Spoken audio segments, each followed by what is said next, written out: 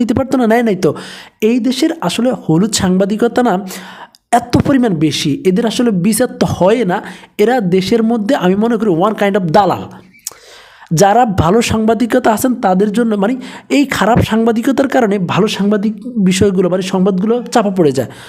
সাংবাদিকতার অনেক বড় একটা ভূমিকা একটা দেশের, সেই ক্ষেত্রে যদি একটা সাংবাদিক একটা ছোট ভুল করে সেটা কিন্তু অনেক বড় খেসারত করা লাগে।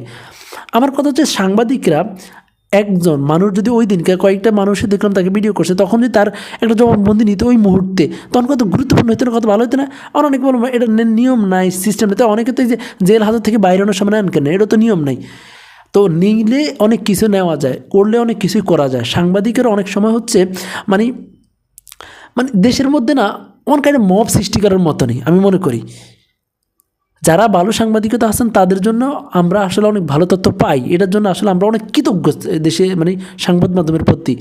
কিন্তু যারা ছোট্ট ছোট্ট ভুল করেন আর যেটা বড় বড় একটা খেসারত দেওয়া লাগে, এবং তারা অন্যের মানে কি বলা যায় যে সাংবাদিকরা অনেক সময় মানে নিজেদেরকে একবারে মানে ফবু মনে করে, মনে করি এরকম যে তাদের আসলে কিছু হবে না, আমরা তো মিডলম্যান, মানে আমরা কিছু কইলে আপনাকে পরবর্তীতে অন্যভাবে ফাঁসাইয়া দেয়। এটা হাজার হাজার দেখছি যারা স্থানীয় সাংবাদিক দেশে এলাকার মধ্যে দেখবেন তারা হচ্ছে সাংবাদিকতার কথা বলে অনেকের কাছ থেকে টাকা নেয়, এবং অনেককে হচ্ছে এমনভাবে মানে নির্যাতন করে, মানসিকভাবে টাকা চাপ দিয়ে নেয়।